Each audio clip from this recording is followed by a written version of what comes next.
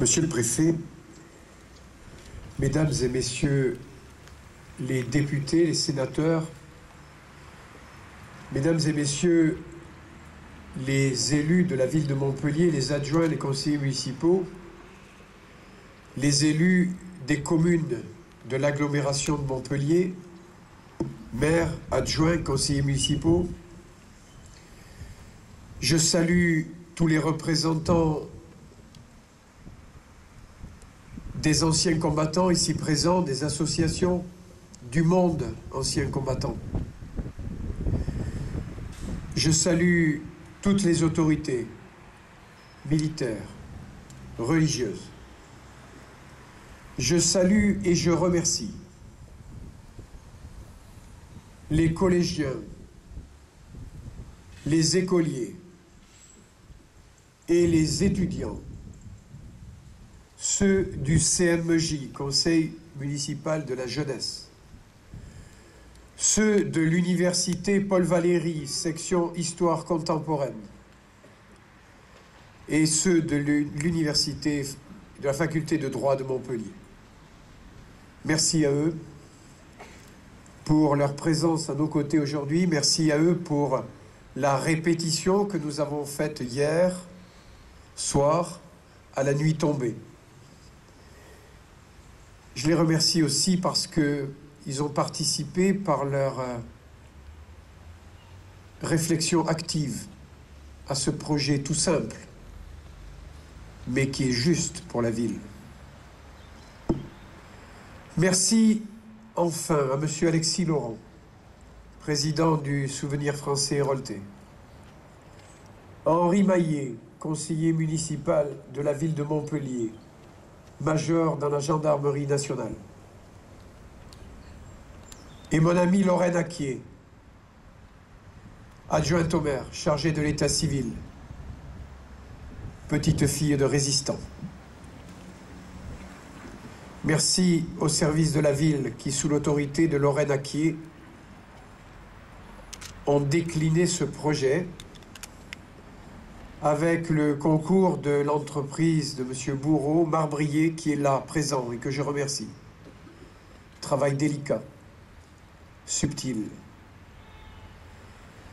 Merci à l'architecte, M. Nogaret, qui est venu me voir il y a 3 ans en me proposant de travailler sur le monument aux morts de la ville, et à qui j'ai dit, si nous gagnons les élections, nous accomplirons notre travail ensemble. Merci enfin aux Montpelliéraines et Montpelliérains qui nous ont donné l'authenticité, la légitimité des urnes et de la République pour accomplir non pas ce que certains appelleraient un devoir de mémoire, mais plutôt ce que je considère être un acte juste.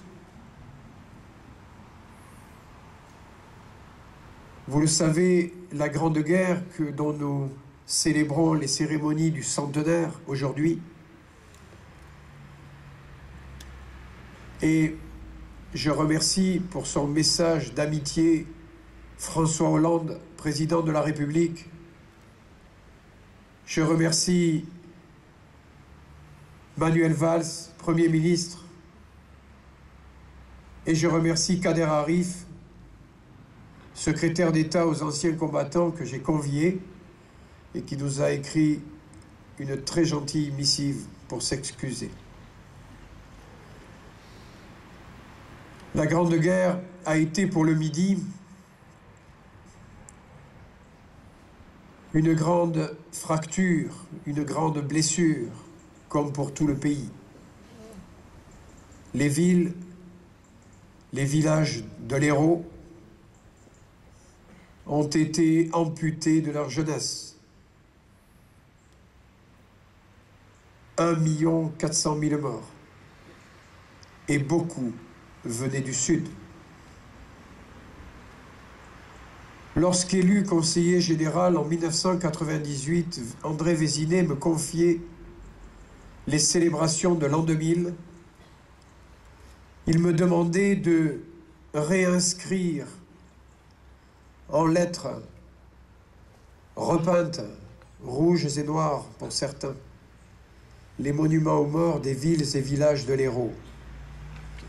Il y a 2 villes sur lesquelles je n'ai pas pu le faire. La Grande-Motte, parce que c'est une ville nouvelle et qu'elle n'a pas de monument aux morts de la Grande Guerre. Et Montpellier, parce que le monument aux morts était enfoui avec ses plaques et ses noms dans la crypte. Pendant la campagne électorale, j'ai dit aux Montpelliérains que si nous étions élus, nous réparerions cette fracture de l'histoire et nous ferions surgir de l'ombre pour ne pas les éliminer une 2e fois. Tous ceux qui sont tombés, les enfants de Montpellier, pour notre liberté. 1750 noms sont inscrits sur ces plaques. 700 n'y figurent pas. C'est pour cela qu'avec Lorraine Haquet, nous avons inscrit derrière le dernier nom de la dernière plaque 3 points de suspension qui attendent la recherche des historiens, ceux des archives nationales, ceux du Panthéon, ceux des archives municipales, pour les rajouter ici ou dans les registres de la ville. Ces plaques sommeillaient depuis 100 ans dans l'ombre. Nous avons décidé de les porter à la lumière. La Grande Guerre a trop fait souffrir les familles pour ne pas accomplir cet acte juste. Dans l'Hérault, dans le Gard, dans l'Aude, dans la région, beaucoup de familles ont un grand-père, un grand-oncle inscrit sur ce monument. Elle a été tellement horrible, celle qu'on considérait comme étant toujours la dernière,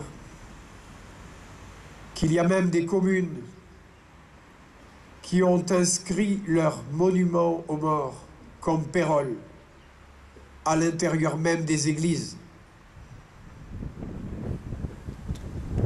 Et si vous lisez Jean-Pierre Chabrol, vous verrez que dans les Cévennes, les mères recevant les corps de leurs fils les ont enterrés sous la maison, reprenant en cela des comportements antiques. Ceux qui, dans ces civilisations anciennes, et lorsqu'un enfant mourait en bas âge, coupaient une amphore et l'enterraient sous la maison.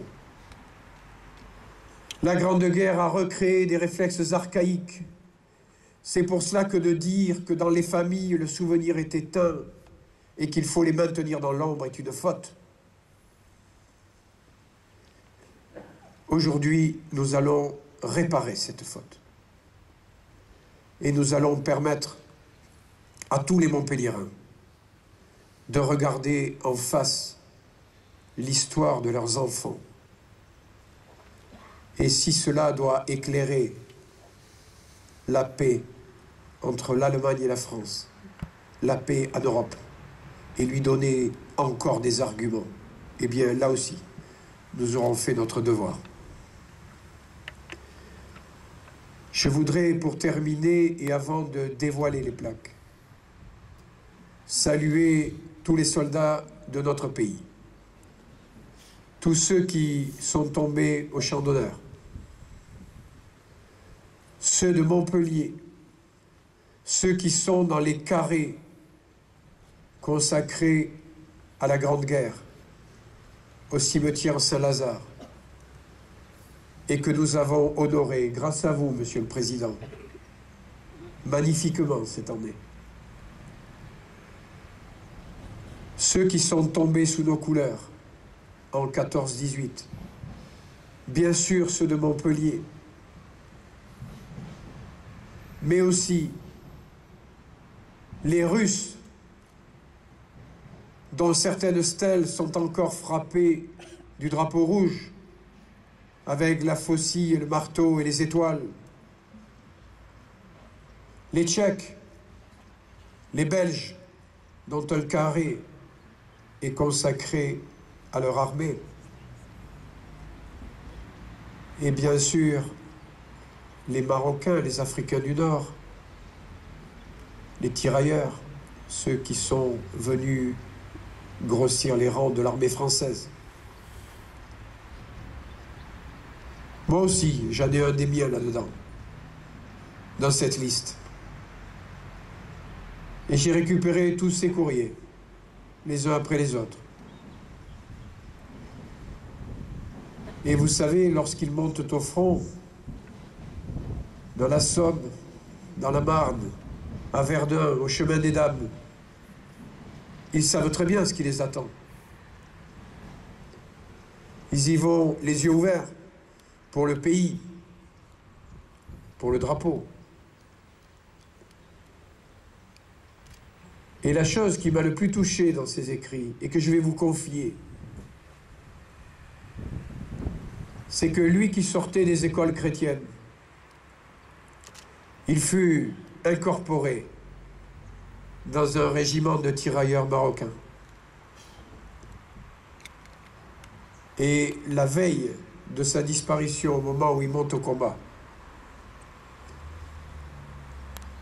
la dernière lettre qu'il signe et qu'il envoie à sa mère, il ne la signe pas.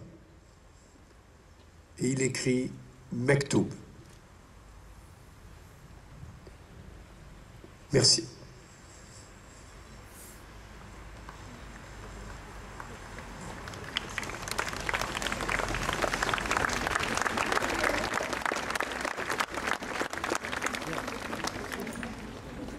Dévoilement des plaques par Monsieur Philippe Sorel, maire de la ville de Montpellier, président de Montpellier Agglomération, Madame Lorraine Acquier, adjointe au maire de Montpellier, déléguée à l'état civil et aux affaires militaires, les étudiants des universités de Montpellier et les membres du conseil municipal de la jeunesse.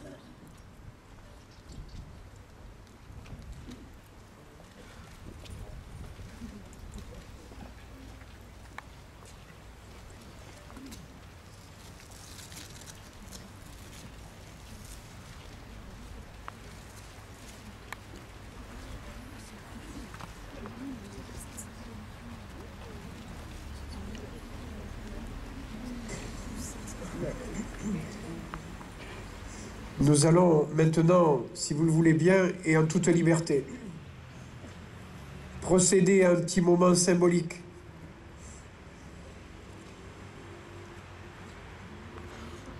J'ai souhaité que, avant la sonnerie aux morts de la cérémonie officielle, avant la Marseillaise, qui est dans la cérémonie officielle, que dans cette cérémonie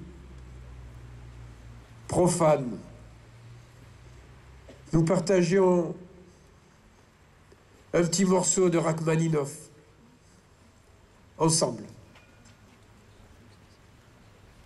Et puis chacun reprendra ses conversations. Et que les étudiants et nous, tenus par la main les uns avec les autres et accrochés au monument, symboliquement réinstallions le vrai monument aux morts dans la ville de Montpellier.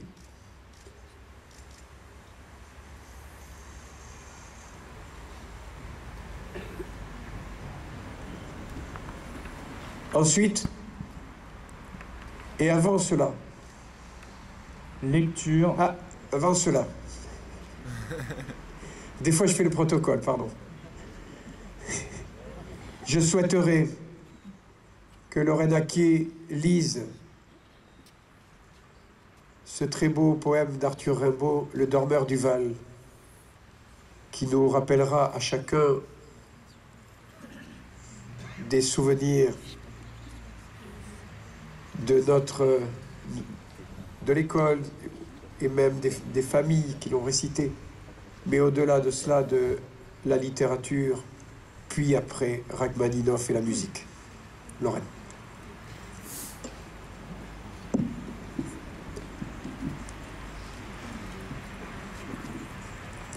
C'est un trou de verdure où chante une rivière, accrochant follement aux herbes des haillons d'argent, où le soleil, de la montagne fière, lui, c'est un petit val qui mousse de rayons. Un soldat, jeune, bouche ouverte, tête nue et la nuque baignant dans le frais cresson bleu, dort. Il est étendu dans l'herbe, sous la nue, pâle, dans son lit vert où la lumière pleut. Les pieds dans les glaïeux, il dort. Souriant, comme sourirait un enfant malade, il fait un somme. Nature, berce-le chaudement, il a froid. Les parfums ne font pas frissonner sa narine. Il dort dans le soleil, la main sur sa poitrine, tranquille. Il a 2 trous rouges au côté droit.